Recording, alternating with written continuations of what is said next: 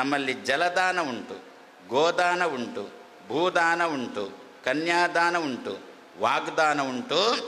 ಇಷ್ಟೇ ಮಹತ್ವವುಳ್ಳದ್ದು ಇನ್ನೊಂದು ದಾನ, ಅದರ ಹೆಸರೇ ಮತದಾನ.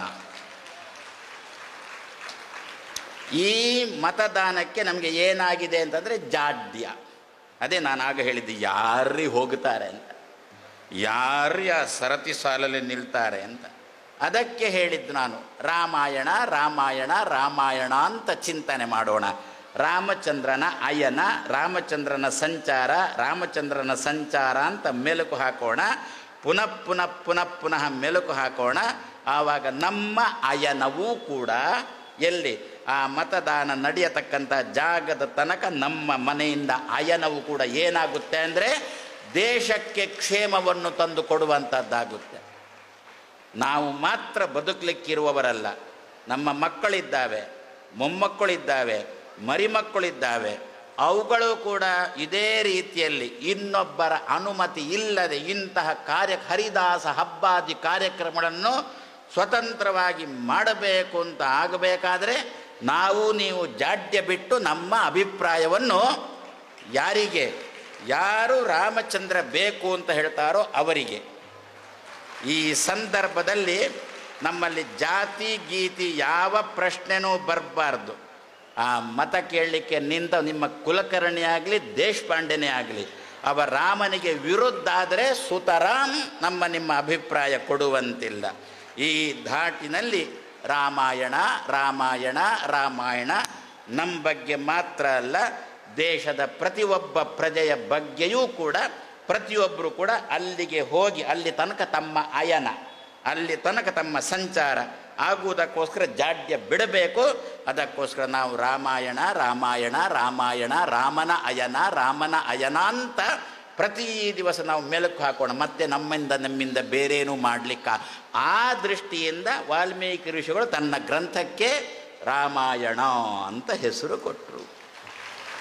ಇದನ್ನು ಪುನಃ ಪುನಃ ಪುನಃ ಪುನಃ ಮೆಲುಕು ಹಾಕೋಣ.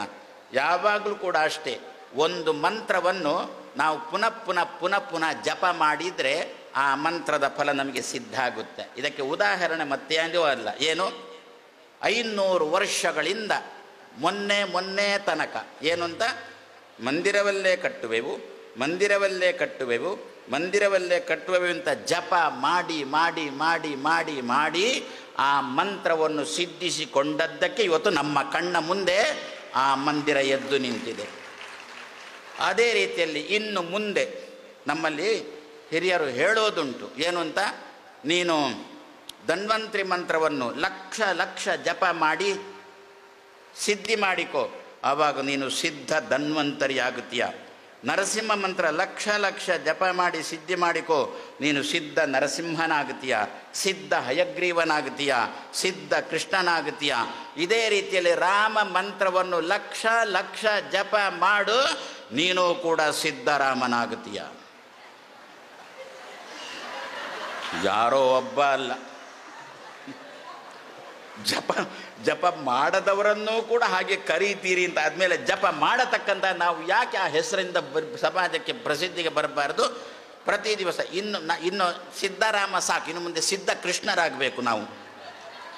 ಮುಂದಿನ 5 ವರ್ಷದಲ್ಲಿ ಕೃಷ್ಣ ಮಂದಿರ ಇದೇ ರೀತಿಯಲ್ಲಿ ಎದ್ದು ನಿಲ್ಲಬೇಕು. ಅದಕ್ಕೋಸ್ಕರ ಈಗಲೇ ಮಂದಿರ ವಹಿ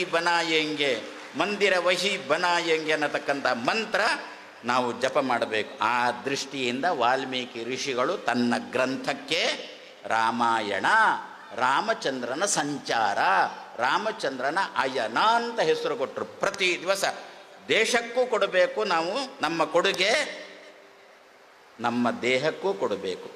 ಮತ್ತೊಮ್ಮೆ ಹೇಳ್ತೇನೆ, ನಮಗೆ ಈ ದಿವಸ ಇರುವುದು ಒಂದೇ ಒಂದು ಔಷಧಿ, ಧಿಯೋಯೋನ ಪ್ರಚೋದಯಾತ್ ಎನ್ನ ಬುದ್ಧಿಗೆ ಪ್ರೇರಣೆ ಮಾಡು.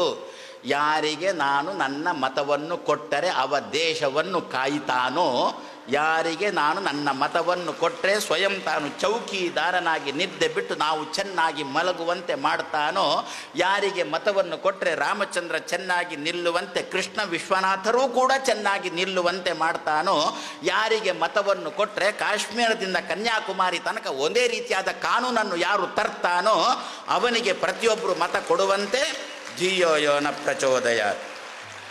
ನಮ್ಮ ದೇಶ ಇತರ ಪ್ರಪಂಚದ ಇತರ ರಾಷ್ಟ್ರಗಳಿಗೆ ಆದರ್ಶಪ್ರಾಯವಾಗಿ ನಿಲ್ಲುತ್ತೆ. ಇರಬೇಕು, ಭಾರತದಂತೆ ಇರಬೇಕು ಅಂತ. ಈಗ ನಮಗೆ ಸ್ವಾತಂತ್ರ್ಯ ಸಿಕ್ಕಿ 10 ವರ್ಷ ಆಯಿತು.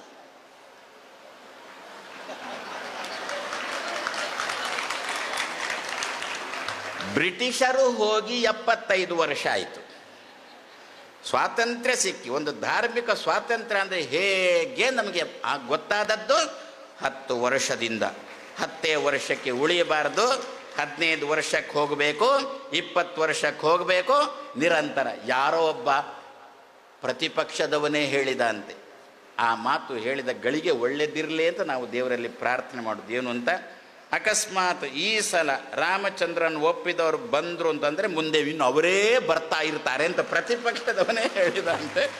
ಈ ಮಾತು ಸತ್ಯ ಆಗಲಿ. ನಾವು ನೀವು ಧೈರ್ಯದಿಂದ ಇಂಥ ಹರಿದಾಸ ಹಬ್ಬಗಳನ್ನು ಮಾಡತಕ್ಕಂಥ ವಾತಾವರಣ ಚೆನ್ನಾಗಿ ಬರಲಿ ಅಂತ ಆಶಿಸ್ತಾ ನಾಳೆ ಪುನಃ ಸಾಯಂಕಾಲ ಸೇರೋಣ ಅಂಥೇಳಿ 2 ಮಾತನ್ನು ಕೃಷ್ಣಾರ್ಪಣಂ ಅಸ್ತು.